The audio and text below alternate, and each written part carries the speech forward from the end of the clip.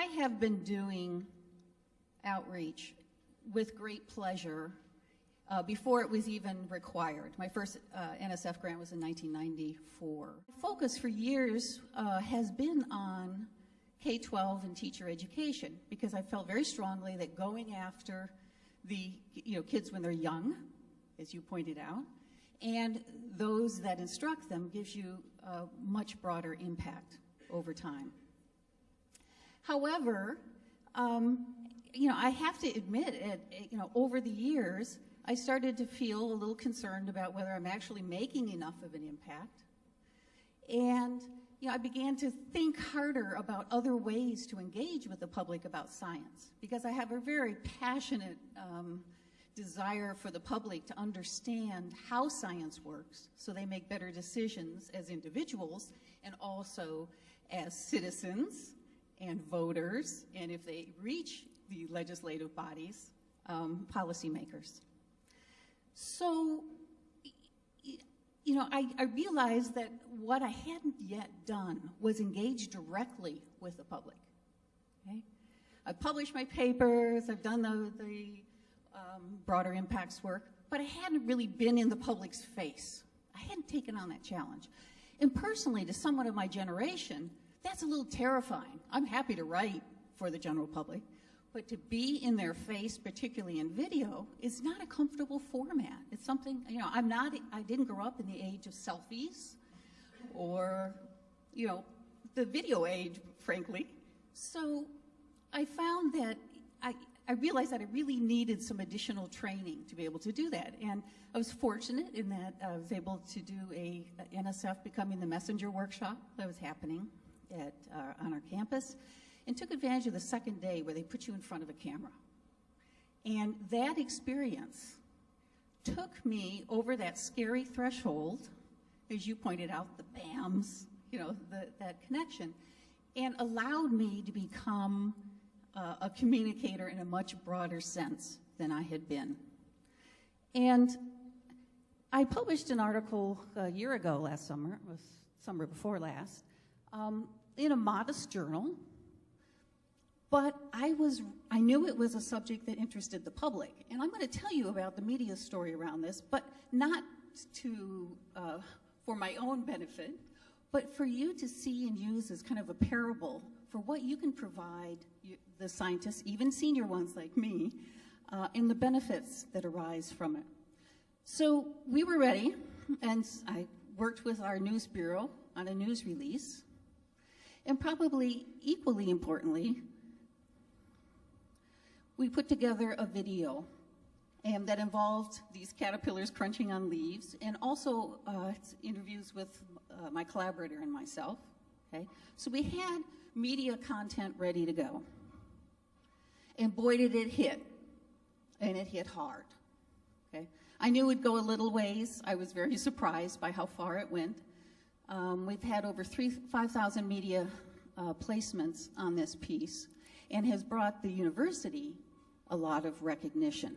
But that kind of media attention got me in the face of my peers.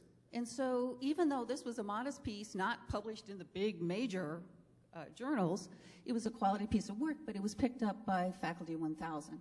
That wouldn't have happened if I hadn't had the media play. There's so much science being published out there that it wouldn't have been recognized. I learned a lot from this experience and felt I had a responsibility to share it with other scientists in the hopes that they would also engage people that were interested in helping or understanding how to help scientists promote their work to the public in an understandable way. This has helped my career. I mean, I mentioned the F1000, Faculty 1000 citation. So as a scientist, the time spent being ready and then engaging with the media on this has, provided great rewards to my science as well as my personal desire to engage with the public. I want to emphasize that these two pieces were critical to having that happen.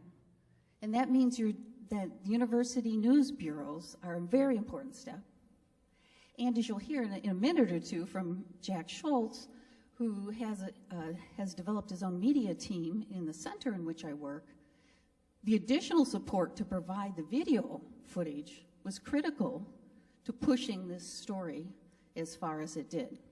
So there's a real strong, important role for institutional support in this. So I received from my institution a wider readership for this article and subsequent ones.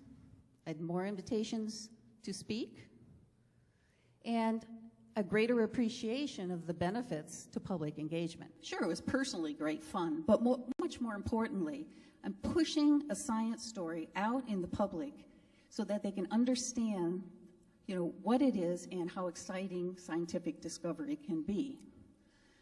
My institution provided a little science communication training, a news release, and support for media contacts. My institution received back extensive media coverage for this article, and actually, Jack and I published together a second article that rode kind of a second wave on that was pushed from the first, so it helped push subsequent articles. And it inspired me to help develop with a science journalist a new course in finding the story in science, in which we team up science students and journalism students to explore opportunities in science communication. So with a little bit of investment from my institution, they've gotten a lot back. And this is from a stodgy old senior investigator, right? So there's hope for us old ones to kind of cross the boundary into even more active engagement in public communication. And I urge those of you who are in the institutional framework here to pursue those kinds of opportunities, providing those for your scientists.